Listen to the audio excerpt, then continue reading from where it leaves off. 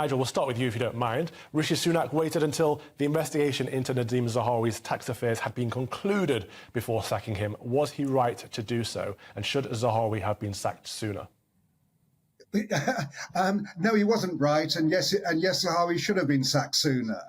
I mean, I do understand that Rishi Sunak wanted to go through due process, but really, Rishi Sunak should have actually dealt with this right from the beginning. He promised this government of integrity, professionalism, and accountability. So the first thing he should have done is talk to Nadhim Zahawi before he was appointing him, to find out exactly where this tax investigation stood. The news had been rumbling around for a long time, so it wasn't as if it would have come as a great shock. So the first thing is he shouldn't have appointed him. When it began to go pear-shaped, he should have sacked him.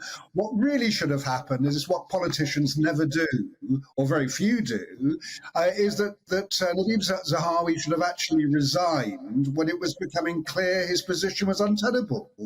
Gavin Williamson said that back in November, and no one remembers now that what Gavin Williamson resigned for, but he did it because he was a distraction to the government, and what he did was the honourable and right thing, which is what Zahawi should have done.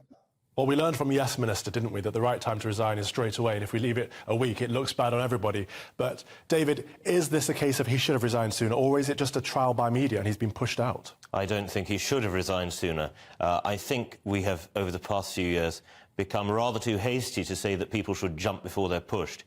There is a very fundamental point of British law that you are innocent until you are proved guilty. And everybody is entitled to this. Everybody. Politicians, people in the media, sportsmen, men on the street. And I don't think it's fair to say that just because Mr Zahawi was under suspicion of wrongdoing, he should have plunged a knife into his own heart before Sir Laurie's report found that he had committed breaches of the ministerial code. Is it fair, just because he's in the public eye, as it were, and just because he holds a position of responsibility, for him to be held to higher standards than us? I think, yes, he has chosen to pursue this vocation. But is it equally fair that he should be given the benefit of the doubt until he has been proved wrong? I think yes. But, David, that's an argument to be made for him not being sacked earlier. But surely, if he doesn't need to wait for the investigation to be over for him to know that he was guilty of breaking the code, surely he should have resigned earlier. Well, I think there is a question, if you read this report, into whether he considered himself to be guilty at this point. He has been found guilty by this report, by this investigation, but I think it's an entirely possible thing that Mr Zahawi believed himself not to have committed breaches of the relevant sections of the ministerial code until it was told that he was. And is it fair for him to be held to an impossibly high standard? No, I don't think it is. Absolutely. And I think this is why we end up with people in public life who are either totally anodyne and have nothing to offer, or, frankly, the people in public life who are just so bland and boring that they cannot rise to the occasion. We need people who have ability. We need people who are willing at times to push the envelope a little far. Would we have a Churchill in public life if in the 1920s and 30s people's tax and people's income had been investigated to the degree now? No, I don't think we would. So we have to ask a question to the nation. Do you want people who are capable and who at times take the action that they believe is right regarding their own taxation, or do we just want people who stick to the exact letter of public moral opprobrium about no tax avoidance? You're arguing in good faith and giving him a lot of benefit of the doubt there. Nigel, Nadhim Zahawi still doesn't seem to have taken responsibility. He still doesn't seem to think he's guilty, and he seems to be pushing the blame onto the press. Is that fair? Well, I mean, it was because of the press and the constant scrutiny that he was under that he's actually gone now. So the press has been doing a good job on that. I mean, what Nadhim Zahawi is complaining about is headlines like the noose tightening. Now, I'm sure the sub-editor who wrote that will be reflecting on the appropriateness of language like that. But it was meant as a metaphor. We use such things in everyday speech, like teetering on a cliff edge, coming down on someone like a ton of bricks. None of these things are meant literally. And Nadhim Zahawi spent an awful lot of his his time threatening journalists with libel lawyers to try and hush the whole thing up.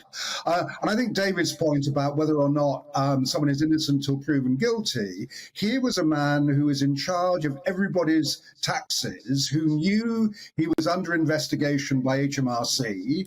As far as we can see, he accepts that he owed some back tax and accepted a penalty for that. Surely he must have realized that his position it had to be exactly within the letter of the rules. It's not a matter of, oh, we can bend this, we can bend that. That's the problem that the Tories constantly face and get this accusation of one law for them, one for the rest of us. I mean, it's an interesting point, David. The fact you mentioned should politicians be held to a higher standard, but this is someone who was ultimately responsible for all of us paying our tax, and he wasn't paying his fair share of tax. So there's a level of hypocrisy there that is important to recognise, isn't there? But also, we're talking about millions of pounds. We're not talking about a few £1,000s. We're talking about millions of pounds. Yes, we are, because Nadhim Zahawi is an exceptionally successful man of the sort that we should be encouraging more in this nation to be. Let us remember that tax avoidance is not a criminal offence. Tax evasion is absolutely and should be punished with the full force of the law. But to avoid paying your tax is in fact enshrined in statute law from a judgment of 1933 as every Englishman's right and duty. You can look it up on Google afterwards for those of you who doubt me. But I think, yes, there is an element of hypocrisy here in Nadhim Zahawi being under investigation himself while being responsible for others paying their taxes, and perhaps on that basis he ought to have resigned. But I think that we have swung so far over the recent years into the idea of there's no smoke without fire and that you should jump before you're pushed. Look at the Conor Burns case, a man accused of sexual assault who, in fact, had done nothing at all and yet was jumped upon by the press and by the upper echelons of the Tory party and kicked out. I think we have to take a step back and stop being so hysterical about things. Nadhim Zahawi was wrong. He has now admitted he was wrong. He was fired for being wrong. And I think it's perfectly clear to everybody that he will not be returning to government for a very long time, if at all. Justice has been done. Okay. The penalty has been served now. Okay. And what's been lost here? Nigel, does this not highlight the issue at hand, though? You know, most people in this country will not know the difference between tax avoidance and tax evasion. It seems like something that the elite, a difference the elite put out there in order to cover their own backs because they have money to play around with. And we've heard for many, many months now that Nadhim Zahawi had nothing to do with YouGov, especially when polls came out in favour of the government policies on lockdowns and COVID from YouGov. We heard he had no ties there whatsoever. And now we hear, actually, he had millions of pounds in dividends coming from YouGov, and this is why he's at risk of tax evasion or avoidance? Which one was it? This is avoidance. Avoidance.